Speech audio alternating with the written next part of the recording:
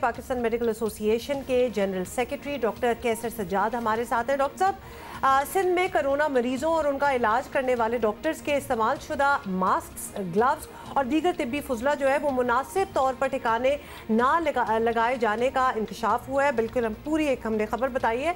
तो इस तरफ ये चीज़ माहौलियात के लिए तो ख़तरा है ही, लेकिन तिब्बी तौर पर इसके क्या नुकसानात हो सकते हैं, ज़रा आप आगाह कर दें। जी हाँ, ये बहुत ही एक इम्पॉर्टेंट इशू है और बहुत ही एक सीरियस मामला है। और हमने पहले भी कोरोना के आने से पहले भी ये बात की है कि जो हॉस्पिटल वेस्ट है उसका प्रॉपर डिस्पोजल होना चाहिए, और वो हॉस्पिटल का जो वेस्ट है वो डोमेस्टिक वेस्ट के साथ मिलके वो बहुत सारा प्रॉब्लम कर रहा है। लिहाजा अब चूँकि कोरोना वायरस का एक बहुत बड़ा इशू है और हमने बारहा इसके फैलाव के बारे में बात की है, और ये फैलाव इस तरह से भी हो रहा है कि जब कोई हम मास्क या कोई और ऐसी चीज़ें जो हॉस्पिटल्स के अंदर जो आइसोलेशन के अंदर जो पेशेंट है, जो क्वारंटाइन में जो लोग हैं, उनका जो डिस्पोज ऑफ अगर प्रॉपर नहीं हो रहा है तो ये बहुत सीरियस मामला है। और मैं समझता हूँ कि इसको प्रॉपर डिस्पोज होना चाहिए ताकि ये बीमारी एक से दूसरे में ना लगे। ख़ासकर मैं समझता हूँ कि जो 30,000 स्कैवेंजर्स हैं जो ये कचरा चुनते हैं लड़के शहर में, अगर कराची शहर की बात की जाए तो इसमें मैं समझता हूँ कि ये बहुत ज़्यादा इन्फेक्टेड हो सकते हैं। बिल्कुल, आपने बड़ी इंपॉर्टेंट बात की है, और हम में भी इन लोगों का जो जैनिटर स्टाफ पर्टिकुलरली कचरा चुनने वाले जो सड़कों पर हैं वो तो हैं ही, और हम ऐसे ही बेदर्दी से मास्क और ग्लव्स अपने सड़कों पे फेंक देते हैं, सड़क किनारे फेंक देते हैं, और वो जो अस्पताल में जैनिटर स्टाफ है उसको भी हम खराज तहसीन पेश करते हैं और करना चाहिए भी। शू रैप्स भी आपको पता है ना, जूतों के भी वो रैप्स आना स्टार्ट हो गए, वो भी हर जगह गिरे होते हैं। अच्छा डॉक्टर साहब, इस तिब्बी फुजले को बेहतर अंदाज में डिस्पोज ऑफ कैसे किया जाए? अब सिंध हुकूमत और एनवायरमेंटल प्रोटेक्शन एजेंसी को क्या करना चाहिए? कुछ आप अगर इस सिलसिले में हमारी रहनुमाई कर सकें तो। देखिए, इसका जो प्रॉपर तरीका तो वो है इंसिनरेटर। आप इसको अच्छी तरह से इसको जलाते हैं, इसको जो राख होता है इसको भी दफन किया जाता है।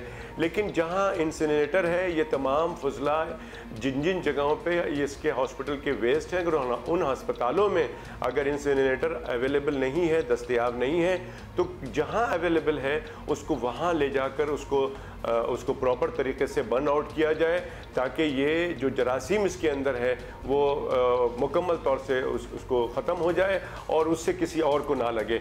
और इसमें मैं समझता हूँ कि इन्वायरमेंटल प्रोटेक्शन का बड़ा किरदार है, उनको अपनी जिम्मेदारी अच्छी तरह से पूरी करनी चाहिए। That's one way. और डॉक्टर साहब, डॉक्टर्स का एक ये शिकवा भी सामने आया था कि मरीजों और डॉक्टर्स को मिलने वाले पीपीईज़ की कमी तो है ही ऑब्वियसली, लेकिन जो मिल रहा है उसकी क्वालिटी पर भी ऑब्वियसली कुछ तहफ़्फ़ुज़ात है कि वो इतने अच्छे और इफ़ेक्टिव नहीं है जितने होने चाहिए। तो क्या ये मसाइल कुछ हल हुए?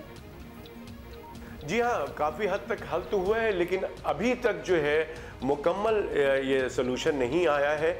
और मैं समझता हूँ कि मैंने सिंध में भी बात की है, मैंने अभी थोड़ी देर पहले बलूचिस्तान में भी बात की है अपने दोस्तों से, तो उनका कहना यही है कि मिलना शुरू हुआ है। पंजाब के भी लोगों ने मुझे बताया है कि मिलना शुरू हुआ है, लेकिन उसकी क्वालिटी का भी एक प्रॉब्लम है और उसको भी देखा जा रहा है। मैं दरख्वास्त करूँगा आपके तवस्सुस से कि इसको हुकूमत जो है ये प्रॉपर बनाए। समझना इस बात की है कि ये एक रेगुलर सप्लाई है। ये डॉक्टर्स जो हैं ये अभी जो है उस पीपीई को उसको धो के, जो गाउन है उसको धोकर और उसको वॉश करके पहनते हैं दोबारा, जो कि इसको इस तरह नहीं करना चाहिए। चूँकि अब ये हमारे मुल्क में मैन्युफैक्चर हो रहा है ये तमाम गाउन्स ख़ासकर, तो हुकूमत को चाहिए कि ये वाफिर मकदार में अपने जो हेल्थ केयर वर्कर्स हैं उनको प्रोवाइड किया जाए।